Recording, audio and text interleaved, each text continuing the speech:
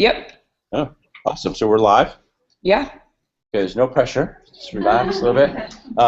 We're still a few minutes away, so before we get started, let everybody sort of get in the room. But for those of you who are just joining us, we are in Charleston, South Carolina. We have a good number of people. Hello. Good morning, everyone. They just finished with Ken Shelton as the keynote, so wave hello to the world, everybody. There you go. There you go. Hi, everybody. So we're recording this as well, so that's awesome. So that you can actually go back and watch this later if you kind of like, wow, I want to watch and see what Jim shared, I can't remember, or whichever. This will be available to you with the EdTechTeam Google Plus account. So after the summit, you'll all be invited into that account to be able to share with all the other people that have attended our summits. So pretty awesome. We have a website here, bit.ly/Mr. Sill MyMaps. That's what we're going to be looking at for resources for this this session. In addition, Wendy set up something called Today's Meet. You guys ever seen Today's Meet? Yeah, kind of a cool little interactive piece. This way the folks who are watching can actually get in there and add some comments, add some suggestions and things. Wendy, you're probably going to be monitoring that, yeah? Yeah. And I already said hi to someone from GTA ATL. Hey. Hey, that's awesome. Let me know. I haven't done this before, so it's just I imagine if somebody has a question, you'll pipe in and let us know. Anybody in the room wants to sort of look at that Today's Meet and monitor that as well, that'd be awesome too. But we should be ready and good to go. If you're just joining us, we are doing this session live, so we actually have people from around the world who are going to be popping in and out, I'm sure, just to kind of see what we're sharing. So let's keep all conversations PG, respecting cultures across the globe. And I'm just kidding. Let's just be. We'll have some fun. Okay. So there's the link. On that website, you will find on the right-hand side a question, a form, a Google form. It says must do around the world. Is that what it says? Yeah, it says something about must do around the world. So do me a favor, click on that link, and then fill out that form. So what I'm looking for you to do is share something that you should do in the place that you live. So specifically, you guys here, I'm looking for something to do here in Charleston area. You guys who are around the world, I'm looking for you to identify a place that somebody here in Charleston might be interested in visiting when they happen upon where you live. So it'd be kind of cool to be able to check that out. Does everybody see the link? Let me see. I might be able to show you that on the site. Here it is again. On the website, you will see in red, the top right-hand corner, sort of about an inch down or so, which is 15 centimeters. I have no idea. How long is an inch? Anybody know that? No, it's centimeters. For anybody who's coming from outside the globe. All right. So it says must do world. Fill that form out. Don't worry about the map. We'll get to that here in just a second. Okay. So just fill out that form. If you're back at home, let's do the exact same thing. Hey, Wendy, you can't see if I zoom in the screen, can you? I don't think. Yeah, I can. Oh, if I zoom in, you can see that, huh? Pretty sweet. Nice.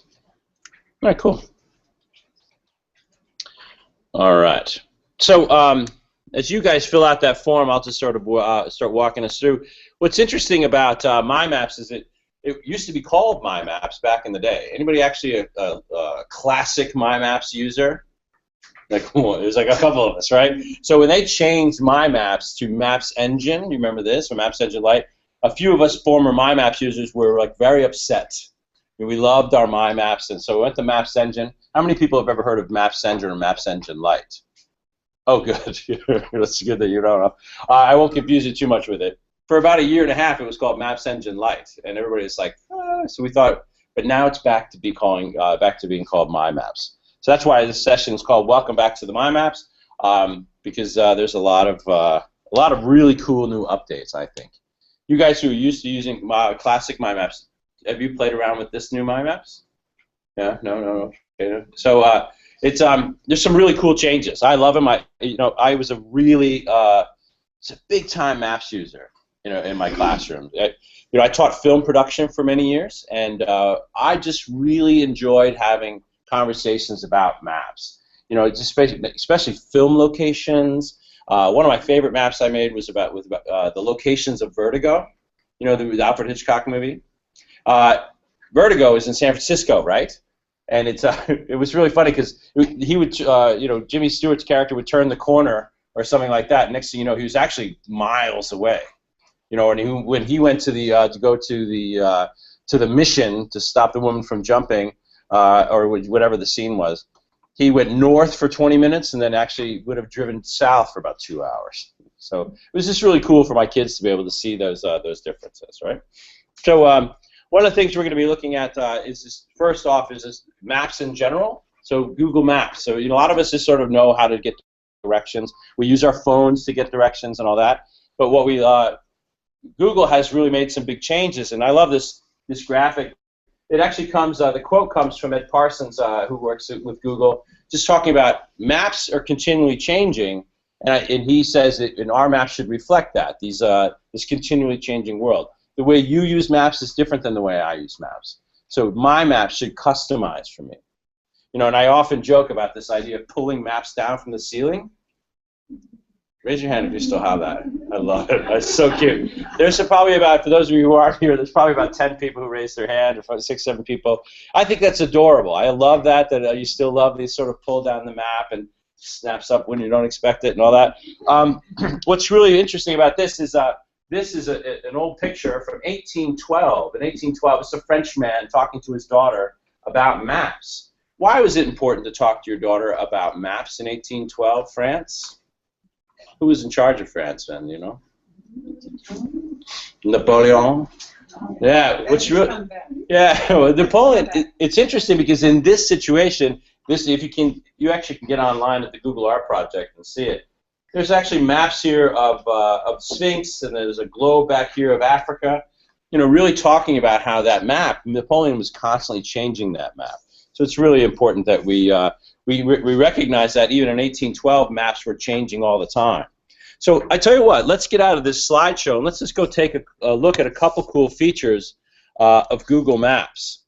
So that you can find at maps.google.com. Maps.google.com.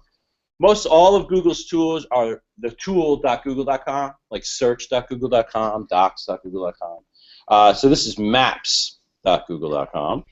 You will see that it'll flip over and become whatever that URL is now. We're going to take a look at a couple of things. All right?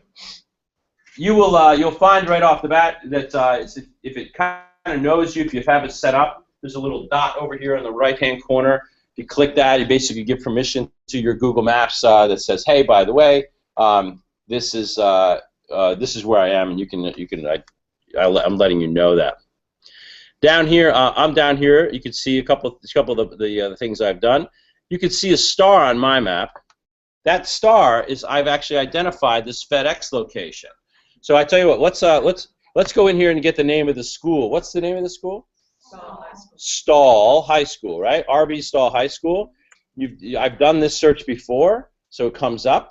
Okay, so I can click RB Stall High School, and there we are, and you get this sort of information box, this sort of information card up here in the top left. I can star that. That's going to save across all of my maps. So I'll show you, if I zoom out on my map, you'll actually see a few of these stars that I've placed on this map before. Okay? I actually use these stars just to kind of reference distance. You know, visually, I just sort of look at, okay, this is from here to here. Okay, so I know that if I was going to visit that FedEx store, then this is how far the school is. So the stars can be handy, and they'll save across all of your devices. So this is the starring can only happen in Maps, okay, in this My Maps section. So I'm sorry, in this Maps. So I'll show you in a second how we can start saving locations and start doing other cool things with them. This is just basic maps with no real effort or anything. So I can star locations, but check this out. I can actually come up here. Oops, wrong direction. I can come up here to the high school, and I'm going to right-click. I'm just going to right-click. And then in that box, in that context box, if you would, or whatever it is, that right-click box, I can click Measure Distance. So when I click Measure Distance, I get a black circle, and I can click anywhere else I want, and it will actually measure that distance. So I tell you what, let's go down here to that FedEx, and I can click that, and that's 5.49 miles. Okay? Now, if I was in another country, and they were using kilometers, it would be kilometers instead. But you can look up here. Actually, it's down here. That's interesting. I hadn't noticed this yet. See how down here it says the total distance 5.9, but it also gives us kilometers. So it's this nice little conversion for us, depending on, it would be the opposite, like for say I was in Australia or something. So that is cutting across the airport, right? So that's not really legal. So I can go, I can grab this, any points in this map, and sort of align it to one of those roads. See what I'm doing? And I can just grab this and kind of do something similar to that. Now it updates the distance. See? Give it a shot on your computer. This only works on the desktop version of Chrome that I'm aware of. I don't think you can do this sort of mapping or measuring distance like this on an iPhone or an iPad. All right. Now I'm just going to right-click here and clear that because I want to show you. I'm going to get a little closer to the high school. So here's the high school, and I'm going to just take the base map, if you will, and I'm going to change it over to Earth view because I want to see the school. Okay? So I just changed it over to Earth view. Now I see the school, and let's say I'm a cross-country coach. I'm going to right-click here, measure distance, and I'm just going to plot the distance around the school just to kind of figure out what that running path will be for tomorrow morning's warm-up. Okay? So I'm just going to put this back just like that. Now, all I did is I switched the base map. I just switched the base map. It's either it says Earth or something like that, and then it says Maps. What's interesting to me, you guys, is that let me do this. Let me get rid of this search. I haven't seen this little box down here before. Feel free to add that into the chat or something if you've seen it before and you're not here in Charleston. But if you've seen this before, this is new to me. This little box that pops up. It normally is up here on the top left. Yeah. Make sure you don't. I would do.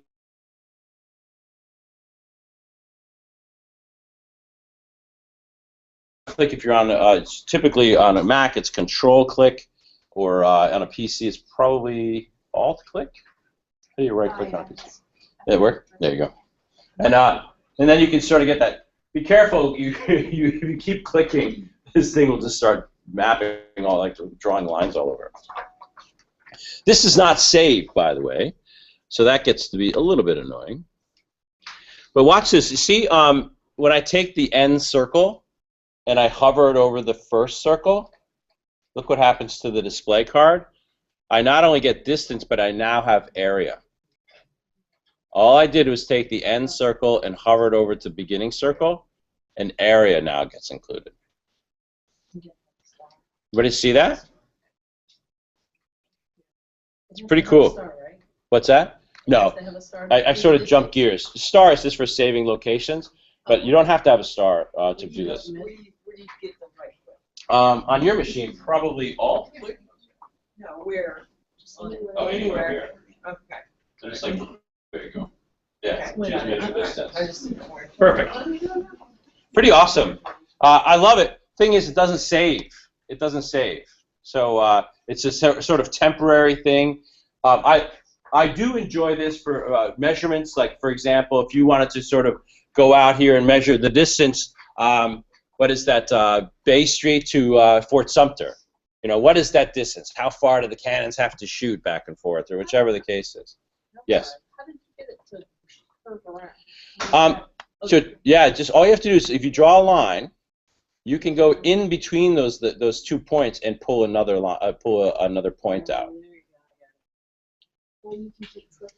Yeah. And if you actually tap on that circle, it will disappear.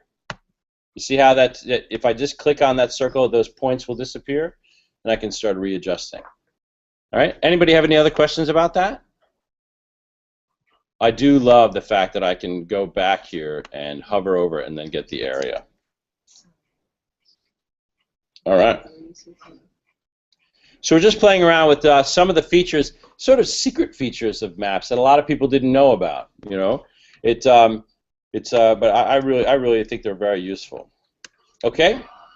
If there are no questions, when you're done, I'm in Earth view. Okay. Remember, I'm in Earth view. I don't have that. This is the other base map. If it looks like this, like a cartoon drawing, I'm in Earth view. So it's sort of like a satellite image. I'm going to zoom all the way out. I just want to zoom out until we can start seeing topography, and then I'm going to zoom out a little bit further so we can start seeing the curvature of the Earth. Once I get about to there, you'll notice clouds appear. You seeing that on yours? I'm in Earth view. Down here in the left-hand corner, I switched over to the Earth, so I see the satellite view. And as I zoom all the way out, I see clouds. Those clouds are it's real-time cloud data. So this is really, really cool if you're noticing weather patterns around the world. Like you hear about some sort of hurricane that's happening over here or down below. What do they call hurricanes on the southern hemisphere? Tsunami. Tsunamis, right? Not tsunamis. What is it? Cyclone. Cyclone. There you go. Cyclones. So, which is really so you start seeing cyclones, around Philippines. There seems to be a lot of data happening over there. So look, I'll just spin around over here. Look at this.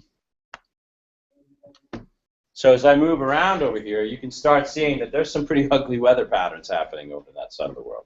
So it's just a really cool feature for us to be able to take a look at some weather. Australia, never a cloud. There's never clouds there. All right. Do they have any? Do they have winter, like winter? It's winter right now, and it was like down to 0 in Melbourne a couple days ago. So 0 Celsius, right? Fahrenheit freezing, right? So, by the way, I'm enjoying sweet tea from Chick-fil-A. It was brought to us this morning, and I feel like I may have a heart attack. So if I sort of keel over back here, it's that. So I'm gonna zoom out even further. Okay, so sometimes this works on your machine and sometimes it doesn't. It depends on how much you've updated and if you've actually enabled 3D viewer. But watch this. I'm going to go way out like this, and I can now, when I get out to about this distance, a little further, there it is. I can now move the Earth around and look at its relationship to the sun. And we can start looking at time zones and dark side of the Earth sort of thing. So you can't see it on my screen here, but on on your machine, if you zoom far enough out, you'll see the Milky Way. I have been told that star data isn't accurate. It's just sort of decorative. I'm happy to be corrected on that. But I heard some Googlers say that it wasn't really accurate star data. So because I constantly look for the moon in here, and I'm always moving around and trying to find other stars. But I heard that that's not true. But you can see how the sun just sort of shines down on the Earth. It's really awesome how it sort of moves around with it. I also like the fact that when I go over here on the dark side of the Earth, I can start seeing population just by light.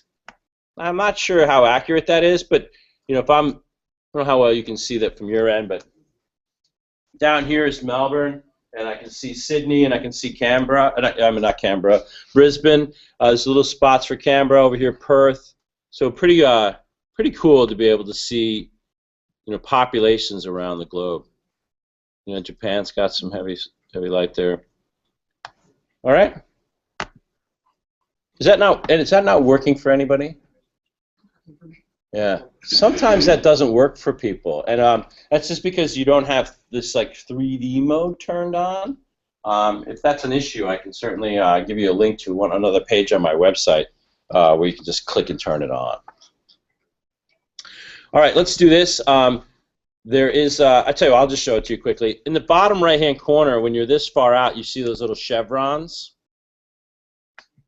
when I click on those chevrons, typically we see like street view and stuff down here, but now because we're this far out, I have access to the moon, and so now I can talk to my students about phases of the moon. So you can see, because I switched over to the moon, we can look at phases of the moon and how that relates to the sun, so kids get a much better understanding of what that really looks like. Zoom far enough out of the Earth. Yeah, so that might be 3D mode. Let me, you see the clouds? A little further? That's it. Yeah. Most of the time you don't need to turn off labels or anything on that, but it should be fine. So it's pretty awesome. Oh, it worked. So for those of you who are watching, it's not working for you. It's you just turned off labels down in the settings gear, yeah, and then it certainly came on. That's interesting. Label. I still have labels turned on, but for some people they turned off labels and then they were able to see the Earth and the Moon. Interesting. Well, I'm glad that worked. Whatever solutions worked. You just refreshed it. When in doubt, refresh. That's all about it. Yeah, cool. So this is really fun. Kids can really just move the Earth around, start looking at that. Let's say, what did the moon look like last night? Let's try to recreate it now. Let's understand what the sun is. So pretty awesome. I'm going to head back down to Earth. Feel free to join me, and I'm going to get back into something else. So I'm just going to get down onto Earth. I'm going to click on Map View, and I'm going to come right back to here.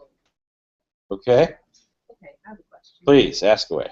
All right, so I'm just, because I don't know how to run this machine, I was just going plus to get back down. Right? And now something came up, something national, some Mu Ko Ang thing, Kong National Park, Black that away. What is all this? Yeah, so what we're talking about is that carousel that had the Earth and the Moon and the Sun, the Earth, Moon, and Mars. That carousel actually has some really cool features in it. Next session I do, I think it's this afternoon, about using 360. We talk about how to use that to find 360-degree pictures of areas, street view, and all that. So that carousel.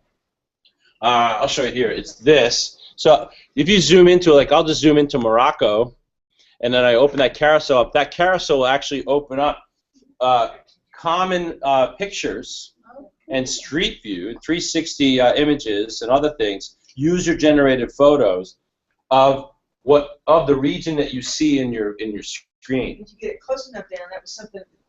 It'll actually show you exactly where it is. Yeah, it'll actually update. That's what that Googler was talking about. Your maps should update as you use them, right? That your maps should reflect how you're using them. So if I start zooming into something like Marrakesh, I will start getting pictures of Marrakesh like this. This is fantastic for kids doing reports on capitals or even countries. For kids to, what is this Morocco place? I don't understand it. Is it, it's in Africa. Oh, does it mean it's a jungle? No, it's amazing. So it's just really cool for kids to be able to jump down and see pictures of that area. Yeah, that little chevron will. Most of us, you know what we do? We close it because we want more space. Most of us close it. We're so used to closing it. There's so much useful stuff in there. Notice when you hover over, it'll point to the place where it is on the map. Pretty awesome. You'll find sometimes that it's frequently searched locations. So in some locations you'll find like it'll go to a restaurant or something like that as opposed to a more of a touristy spot. But if you hover over the United States, if you put the United States in the viewer, it'll show you like the Grand Canyon, New York, major cities. Do that in other countries as well. It's really cool. All right, we're not even making maps yet. We're just looking at how to use them. Okay, when you're ready, click up in the search box. Up here in the top left-hand corner, click in the search box.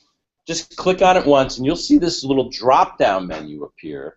And in that drop-down menu, you will most likely see your most recently searched locations. Now that includes the places you've looked at on your phone too, if you've signed into Google Maps on your phone. So your phone and your laptop or whatever, your browser are connected when you're signed into Google Maps in both places. So not in this account, but I'll show you this other account. Let me go into some maps here. If I go into here and I click on this, you'll actually see these are the places that I recently searched. You can see that the high school is starred, but this is the hotel I'm staying at. So it basically shows this is a starred location and this is a recently searched location. Does that make sense? So it's pretty awesome. One was on my phone getting back to the hotel last night, and this one was here to get here this morning. So pretty cool. When you get in there, look down a little bit further for something that says MyMaps. MyMaps. If you have a search in the box, you probably won't see MyMaps. You have to delete what's in the box, your search box, to get MyMaps to appear. Everybody see it? Thumbs up, you see it? Okay. Let me know if you don't see it. All right. So click on MyMaps, because what we've been doing is playing around with maps, but some of that stuff we want to save. Let's say we did find something in Marrakesh that we want, but how do I keep it? How do I kind of keep an image in there? How do I keep maybe that location? How do I save those measurements? And we do that with the ability to customize and create our own maps. So here, I have some maps already, so they're already in here. You can see I have my must-do around the world map. We'll get to that here in a second. But I want you to come over here and hit the button that says Create. Sorry, but you do not have access. We don't have access to create my map. Is that actually true? Make sure you're logged in. Oh, thank you for saving us. Make sure you're logged into what? Ah, yeah. So you remember this? So take a second to log into the filter. I am. You have to be on. It says Re-authenticate. If you haven't done it today, you definitely need to do it today. So. Mine's telling me I have to go into my admin console and edit. Okay. Which I can do because I'm my admin, but You do it for everybody else too. probably not. There is a setting. This is interesting. I ran into this last week in another place that somebody in your domain has not ticked a box that allows you to use MyMaps. They probably haven't done that on purpose. They just don't know they have to tick it. If you can use your personal account, like a Gmail or something. I could potentially give you an account quickly if that makes a difference. Yeah. How many people can't do it? How many people are being blocked? personal one. Personal should be fine, right? Your personal. So if you can somehow sign out of your work account and get into your personal, you'll be able to use MyMaps, no problem. What? Yes. Can you share your map to? Yes. So yes. So we're going to play around with this right now, so you don't need to even save it really. But I definitely want you to be able to have some touch time with it. All right. How's that working for you? Are you able to sign out and go into your personal account? Yeah. Okay. Raise your hand if you are not able to do that. Okay. I'm going to do this. Okay. So bear with us, audience. We're just going to. I'm just going to quickly come up with a solution. Hold on, we might have it. We have it. I just did that on the side and I got it. So somebody who was not able to get it did log in. Have you done this? You guys who can't get in here, you visited this website, Charleston, login.Charleston. I literally just pulled up the tab. You're saying yes, you've done that, and that's still not working. Okay. I did it again this morning. What? I did it again this morning. Yeah, I did too. It was working this morning, but now I'm just doing it. Yeah, I had to do it again. So you've done that recently, like now. Yeah, you've done it now. It's still not working. I get that. There it is. So all you're doing is okay. Well, that's the login. Make sure you're spelling it right. No. Yeah, you gotta click create. Click create. Sign in.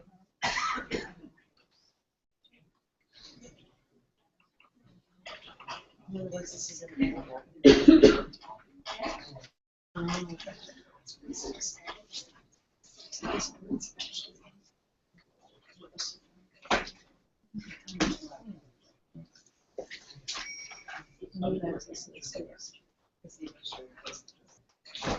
All right, let's give it a couple more seconds. I have a solution, I just don't know.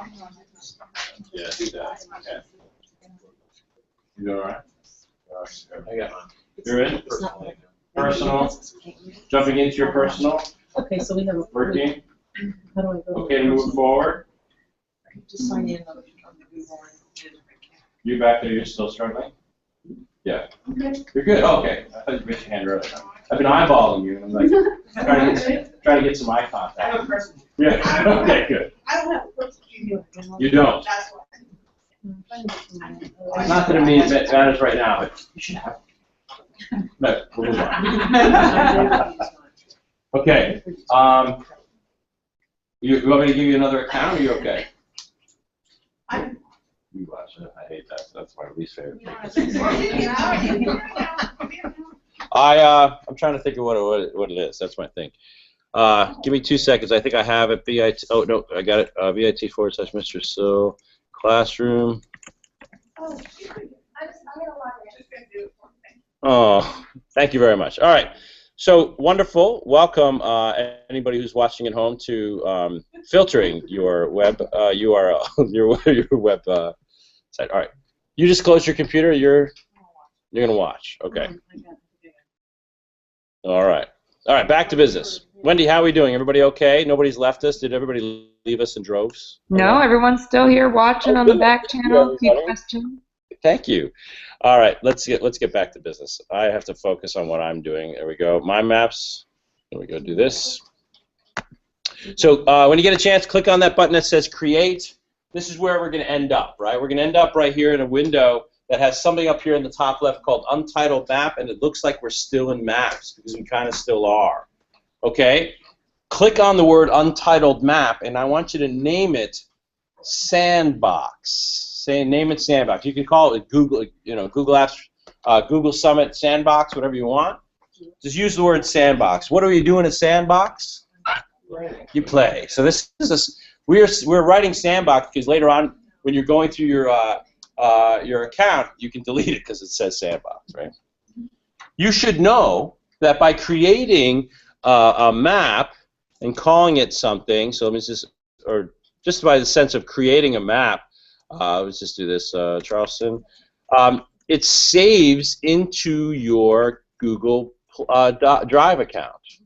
So that is a relatively new feature. I'm pretty sure it's rolled out for everybody by now, but it's a new feature that all of your Google Maps are saved into your Drive, which will actually, we're not going to focus on it, but you can actually put into a folder and share. All right, or share it from Drive. It's pretty cool. So if we were using this at school, if Yeah. we created a map we wanted to use, if we used our personal account, when we pulled it up on the school account, it would still show up, right, once we've saved it?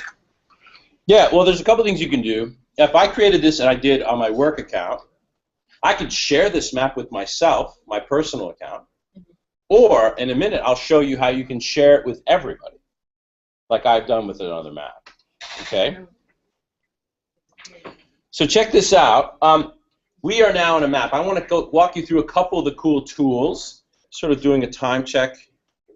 We started at 10 o'clock. We're done at 11, right? Okay.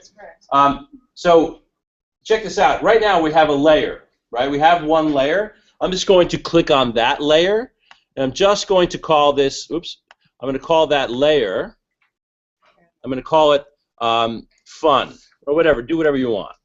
If you want to make it practical, call it something that you feel like you want to map, okay?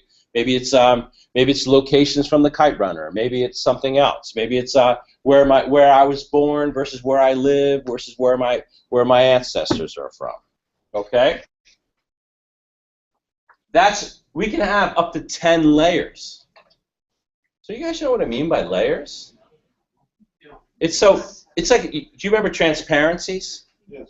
Maybe you probably still have. So I can take a transparency and put like a stack of 10 on there. I can write something on the top, but I can see through to the next layer. So it's kind of cool. Like, you ever seen those books like Bodies? Like, you can sort of like take here's the nervous system, here's all that. I'm making that up, I think. Yeah, you've seen that? Yeah. So it's basically being able to look at everything at once or turn on and off certain layers so you can see through to the next. Or like for buildings or churches or yeah, whatever you want. Yeah. So if I wanted to map, maybe I wanted to map historical places, and then I wanted to map churches, then I wanted to map bodies of water. It's like big categories and then Yeah. dive down to littler. I can turn them on and off. See, I can see them or not see them. It's really cool. We'll look at that here in a second. Okay? What I want you to do is I want you to play around with identifying a spot. Up here on the top are some buttons. There's some buttons there. And you'll see the one I want you to focus on, it kind of looks like a hot air balloon. Right? Click. It's called the marker. We call it the place mark. Okay? You had a question? You want me to answer it? I was wondering about this in like applications for mental arts. Like, did you have like ongoing layers of something like author origin or authors from and then like where the characters are from? Could you like color codes or that you like have like yes? Yeah. So we're talking about language arts. So we're talking about language arts applications. And so can I have a layer with this author origins? Like, where does the author from? And then maybe character locations and things like that. So for example, To Kill a Mockingbird or something. So I'm reading To Kill a Mockingbird, a fictional town. And I can look at the clues in the book, how it says it's this many miles from this place. So my students could measure that many miles from the actual place and sort of guesstimate where this fictional town is. And then, of course, on another layer, I could talk about, who's the author? Harper Lee, right? So I can look at where Harper Lee's from, maybe some sort of origin story of Harper Lee, and then I can maybe go into another layer completely. Maybe talking and layering that on with maybe a civil rights movement piece or something else that's underneath it. You know, so it's really cool. And I could be doing that, by the way, collaboratively. So it's not just me making that. Not me as the teacher, not me as the one student that does all the work, collaboratively. And this is current mapping. Yeah. Not historical. So this map is the current map of the world, right? Can you do it with historical maps? You cannot do historical maps until you create your historical map. So I could create a historical map Yeah. and then use this. I'll show you how I would do that. Okay. So let's just do this. So I clicked on this place mark. And I want you to tap on the Earth a place you've always wanted to visit. Okay? So I'm going to tap right here onto Cuba. Now that we're sort of allowed to go. Are we allowed yet? We're getting there, right? So I tapped on Cuba, and I had a window appear. Okay? So I want to do the same thing. Sort of guesstimate it. You know, like you're like, I want to go to Tahiti. I don't really know where it is. You can zoom in a little bit if you want and try to find it, or just sort of guesstimate. We can move it later if you feel like it. All right? I'm going to write in this window here. I'm just going to write Cuba, capitalize it, and I'm going to save it. Okay? Now think about this. Now we're doing this because my job is to do a capital report. I just wrote the name of the capital. I dropped the pin on the capital. Totally boring. That's lame to the max. This is all we're doing is identifying a location. Let's get back in there. Sorry if I'm offending you. You were proud of yourselves. I should have given you that moment. You're like, what? What the heck? So check it out. Here it comes. So I'm going to go back into that. This is called a balloon now, by the way. You don't have to remember that. I click on this pencil, the international sign of editing. And I go back in here, and I can actually write something in here. Why do I want to visit this? We are finally allowed to visit this fascinating country, whatever. Whatever I want to write in there. I don't know how to spell fascinating, so I'm just going to do that. Okay, good. So I have this pin. I accidentally closed it, so I have to write it again. I don't know how to spell fascinating, so I'm just going to do that again. And then I save it. So now I've identified a place and I've written something. Think about these reports these kids are writing. So this kid's writing a report. Take that report and paste it into this balloon. So I've done a state report. Now I've just pasted it into this balloon. And I can go in here. So if I wrote this, I could come in here, fascinating place, www.cuba.com, which I haven't verified to be an accurate address. So, and then when I hit the save, that's a link. So I could write a report in here. So I could, or I could write it in Drive or in my Google Docs and then paste it into this. And it would have all my hyperlinks and everything else I needed in there. Okay? So this is now geotagging these reports these kids are writing. So they're getting that extra element that just sort of lends itself to that. So language arts is huge for this. So where is it? I just wrote it and then hyperlink. I feel like I have to write out the link. So www. or whatever.com or whatever it is. I don't think words that are hyperlinked will transfer. Although I haven't tested it. But those links appear because the box will do that for you. So so we're getting someplace, right? That's not bad. Let's get back into that pin. So you could say, like, if you were visiting Cuba, you could hyperlink, like, say, 3 different things that you wanted to visit there. Yeah, something I found online from their tourist site or something like that. Yeah, I could put the links to that, So like that when they further pop it up, reading. then, Yes, yes. So check it out. Here it comes. I'm gonna hit the plus button. I'm gonna hit the edit button, and over here in the corner is a camera. Click it. This, by the way, the old school way of doing maps, that sucked for this. This is fantastic because it's using almost the exact same window that inserting an image into a Google Doc does. So check it out. Google image search. I'm going to type in Cuba. Now I've got images of Cuba that I now can stick into my pin. Okay. So now my pin, my balloon, if you will, actually has a cool image and a great report of Cuba that I wrote, using an image that I have verified to be legally allowed to use. Right? I could go to Google search, turn on all these features where I can actually make sure I have the rights to use it, and I could come in here and I'm going to hit the plus button. I can actually put the link to an image. Okay, I've got a question. Go. My school we have the Britannica Image Quest. It has lots of them. So we just, if there was a way that they can go in there and get the image URL, and then, but it would be a certain step. There wouldn't be a way to get it through this way, is there? No, I probably, you're talking about Britannica. It's like an encyclopedia image site. It's an image site that has it has really, really cool.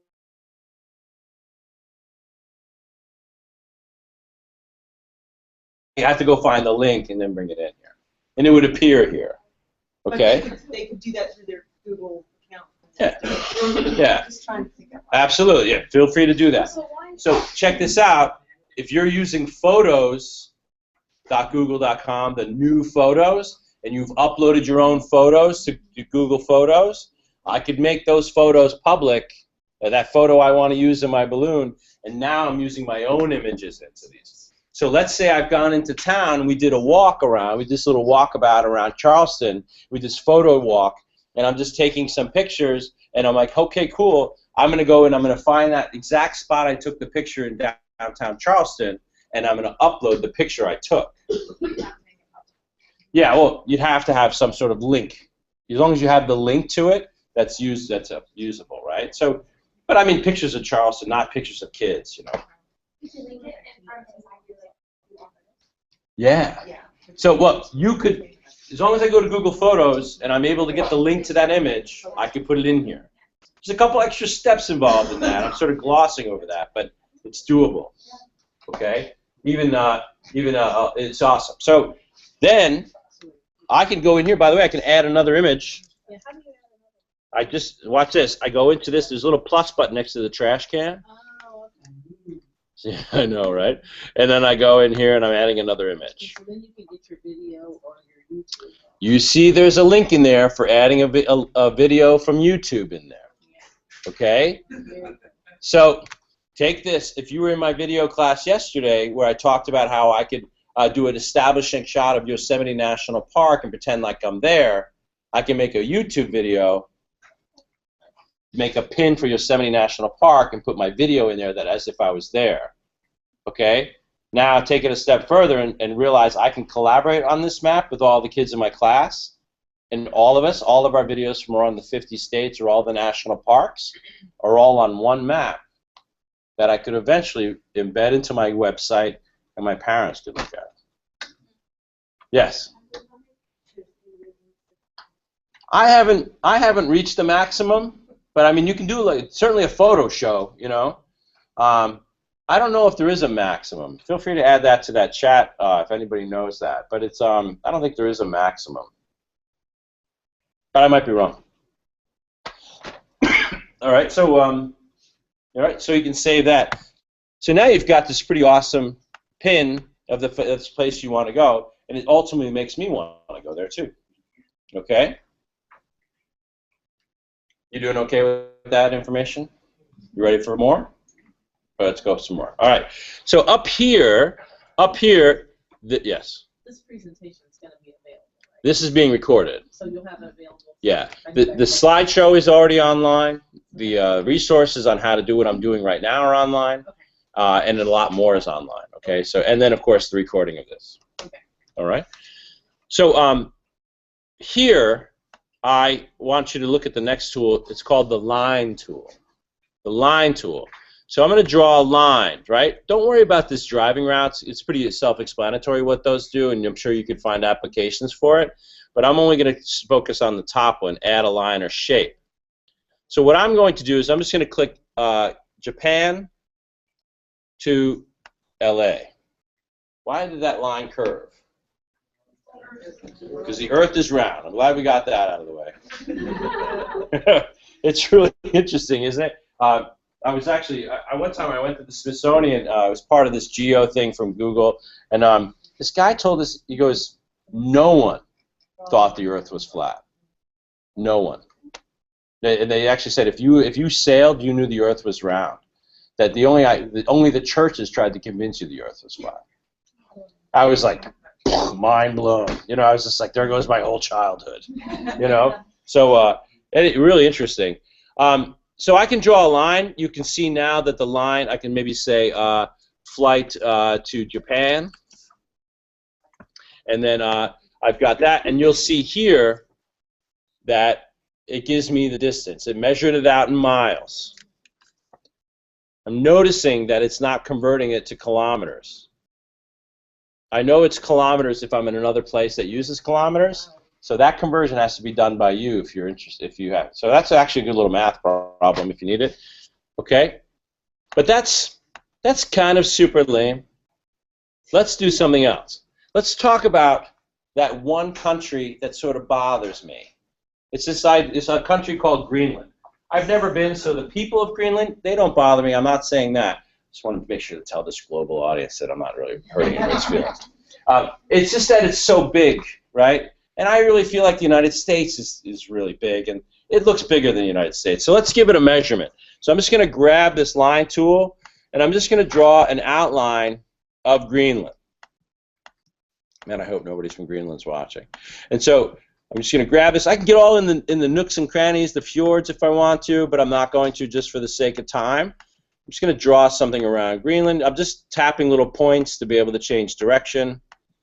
But what I'm going to do now is I'm going to connect the last pin to the last circle to the first circle. And what we get is now called a polygon. Okay? And I'm just going to call that Greenland. When I click Save, I actually get the area and the distance. So 847,000 square miles. All right. I got you. That sounds pretty big, right? I actually have no idea what that means, right? Visually, I just go, okay, huge.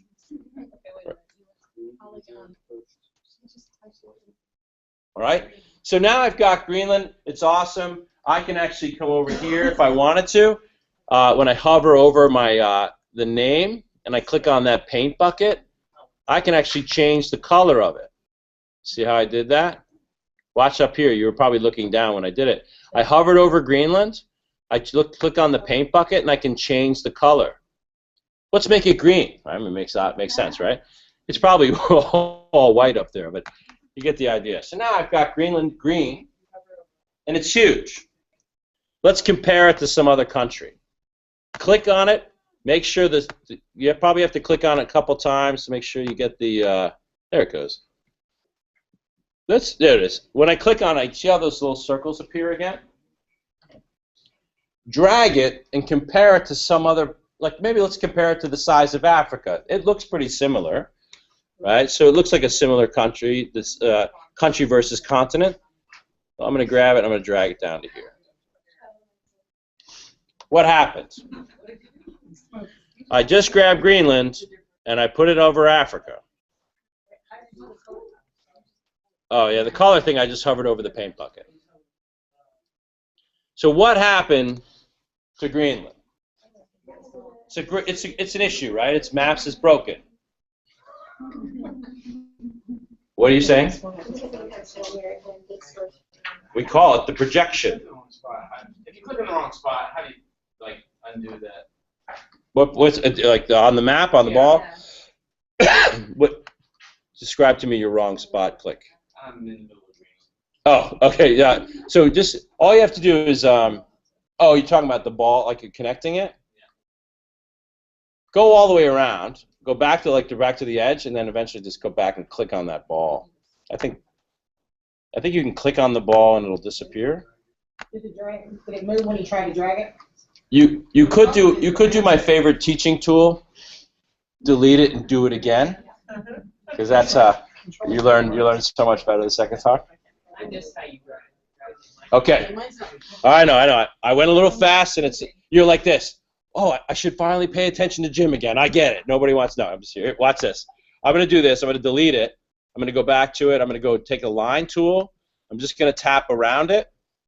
So I'm just tapping around it. I'm going to accidentally do what that guy did, and I'm just going to try to fix that as well. So I'm just going to go all the way around like this, tap it in, and then I'll hit this polygon. I'm going to call it Greenland, and I'm going to save it.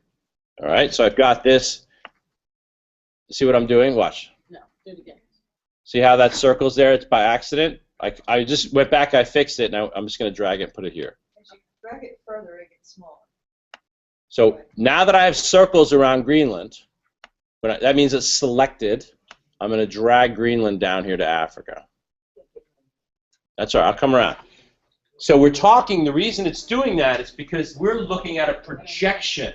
This map that you pull down from your ceiling is a projection that accommodates for the curvature of the Earth. And it's so the things that are up on top, like Greenland, are stretched out just to fill the top. Okay? So your maps have been lying to you forever. Right? It's forever. You've actually been lied to forever on these maps. We think that those countries are that big. They're not. They're that big. And so it's so that's when you go to pull that map down, I just think that's cute. All right. So good. So now you've got that, and then just click and drag it.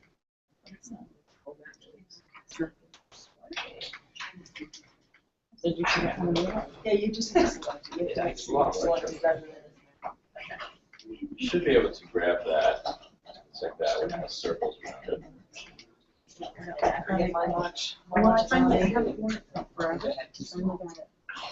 All right, you're welcome. So I love this feature. So now imagine what I could do is I could actually go in and draw old country lines now too. So I could have a layer called pre-World War I, post-World War I, and post-World War II. So I could have you guys, you're table 1, you guys are pre, you guys are post, you guys are post-World War II. And these 3 groups right here are actually making this map. You're looking at the changes in maps. Just to help you with that, on my website, I found this cool video of Europe time lapses over the years at events. So you'll see these different country lines change. And another great video I have in here is from West Wing, talking about how cartographers think that the projection that we're currently using is racist. And you know what? I kind of believe it. It's obviously meant to be funny, but it's really interesting because they talk about how countries on the top of the hemisphere, we feel like we're more important than anybody on the southern hemisphere, right? Ask Kimberly Hall about that. I'm always like, yeah, but you're Australia, like you're down there, you know. And she's like, what are you saying? I'm like, yeah, but you know, but it's really funny. That's a joke, by the way. And so I think what's really interesting is that we sort of do have this sort of top hemisphere attitude, right? So it's a great video. If you haven't seen it, it's really great to watch. Very PG, really great. Takes up a lot of interesting points. All right, let's get back to our map. And we're sandbox. We can do a lot of cool stuff in here. Okay. Let's go into a map that we've already created. Okay. So back to my website. Here's the link for those of you guys who are just now joining us. We filled out this form earlier in the session, and then we're going to go back here to this gray line that says access our must-do world, and that should say world map, right? So I'm just going to edit that quickly, just so we're going to something that says must-do world map. It says must-do world now. I just changed it online. Access must-do world, right? Yep. So we're going to go into a map. So this map is a map that I created and shared with all of you. Watch how I did that. I created the map as we've already done, but I went to the share button and I clicked on that, and in here I went up here and says anyone who has the link can edit. You guys know that from Google Drive? Listen, Google Maps doesn't have a revision history, right? So be aware of that. Half the teachers in the room, by the way, panicked on that statement. But it doesn't have a revision history, so get over that, right? So you just understand that. So I shared this map with you without having to add your accounts. Because you know what? I don't know what you've done anyways. So why bother wasting that time? But it's only if you have access to create maps. Yeah. Have you tried it? Yeah. Yeah. Yeah. So only if you have access to maps. Now, one thing I do know is that somebody has already gone into this map and changed this base layer. I know somebody's done that. You don't have to admit who you are. Could be anybody, by the way. But so in this moment, by the way, we are now all in the same map. So we are in a collaborative environment. Try to be cool. You know what I mean? Try to be cool. That's all I'm asking. Be cool. We would spend time developing a collaborative culture, right? But we haven't had the chance to do that, so I'm just asking you to be cool. All right? So watch this. I come over here where it says import. I'm going to import. Now I could import like a CSV or an Excel file. Any data junkies around here? There's always a couple data junkies in the room. You're like, I love spreadsheets. So we could upload a spreadsheet with information. For example, I actually have one here of shark spotting beaches. So I can actually open this up. This is a spreadsheet, a CSV file, but basically about shark spotting in South Africa. It asks me, hey, what do you want to do with these columns? Like, where do you want to put the place marks? Well, it knows that the lat and longitude cells are what I want to place it. And then it says, what do you want to call those markers? I'm going to call it the beach name. Now, from my hard drive, by the way, and by the way, that spreadsheet I just imported is right here on the bottom of my website page. You can download it if you want to play around with it too. And now you can see if you refresh your map, refresh the page, you'll see all these pins down here in False Bay in South Africa. You see it? So I can quickly grab data. I can go to any data website as long as it has latitude, longitude, or address, geolocation cells or information. I can drop that data in. We're talking about weather patterns. We're talking about issues around the world, maybe environmental sites, maybe anything. Any places we get that data, we can pin it. So watch this. I'm going to add another layer. I'm going to add another layer, and I'm going to import another spreadsheet. You remember that form we filled out, that Google form? That Google form goes into what? A spreadsheet in Google Drive. So I go to my recent Google Drive, and I find this. We find this form. I think it was shared with me. I think it's where it is. Come on, big money. You can do this. So I tried to share it with myself. Darn it. I go. I'm just gonna change maps for the sake of time. It's the same map. Don't worry. Just refresh this quickly so you can see it. It's in my other Drive account. So I'm going to import. Here we are again. I'm going to go to Google Drive. I go to Recent. And it's called Must Do Around the World. You see it? So I grab that out of my Google Drive account and I select it. And it asks me, what do you want to call those things? Identify, like where do we want to put the pins? Well, we use the column that identifies the spot you want to visit in the world, right? I continue. Tell me your name is what I want to call them, and then I hit Finish. It will now go into my Drive, pull all of those places out. I'm going to get rid of this, just hide this one here. So now I have 38 items listed from around the world. Okay? Nobody from Australia is watching. Somebody from China, looks like somebody down here in South America. Thank you for joining us. Are all on here. Okay? So check it out. Refresh your map. You'll see now that we have 38 items there. Let's take a look at that yellow box. See the yellow box that says 6 rows couldn't be shown on the map? Click Open Data Table.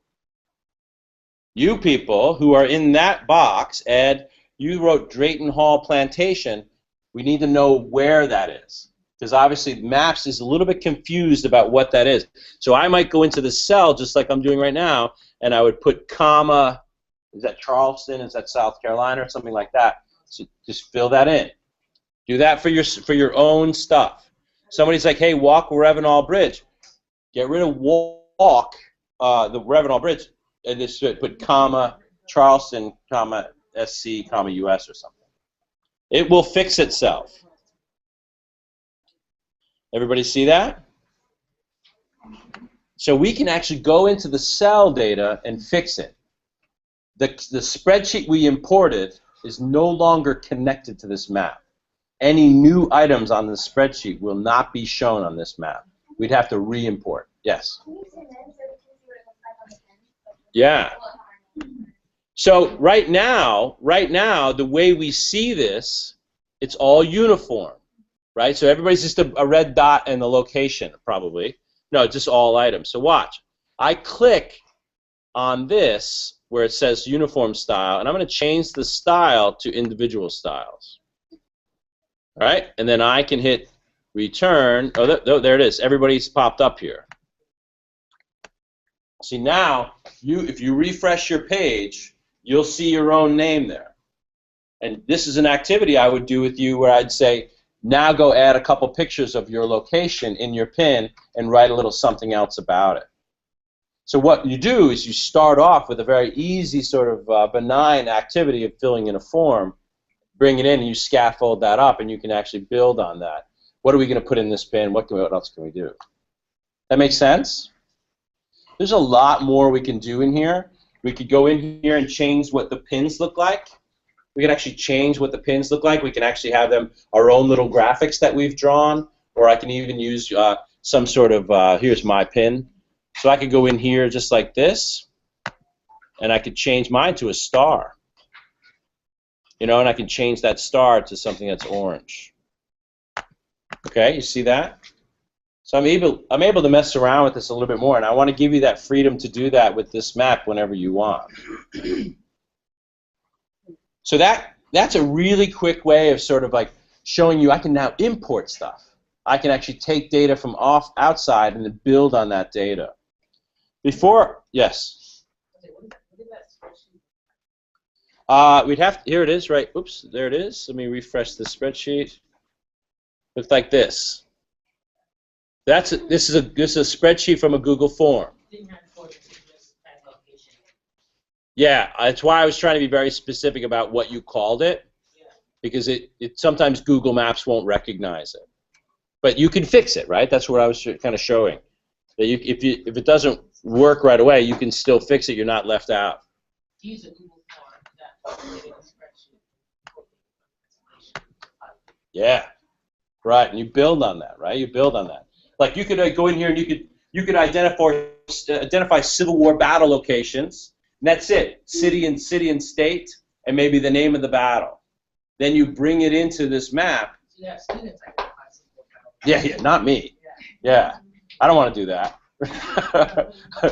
I went to college for that. I'm done, right? You do that now. So yeah, that's the best part.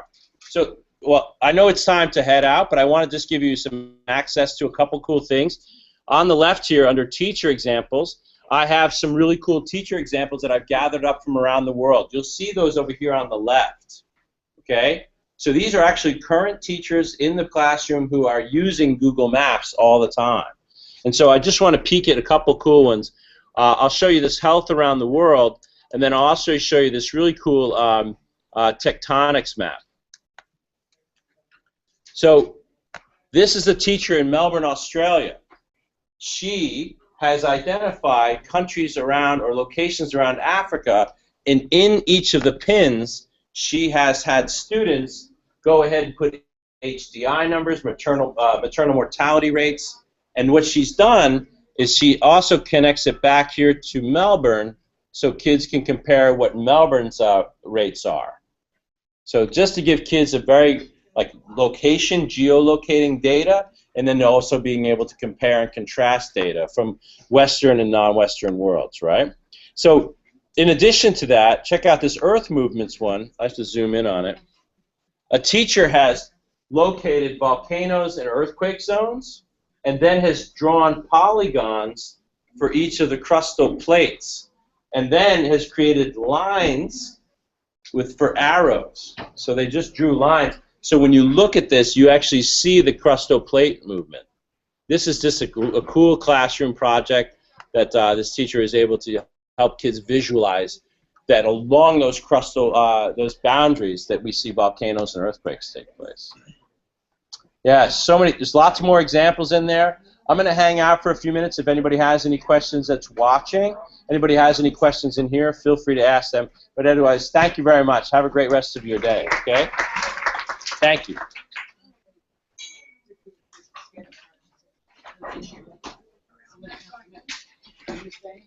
Miss Wendy, how are we doing?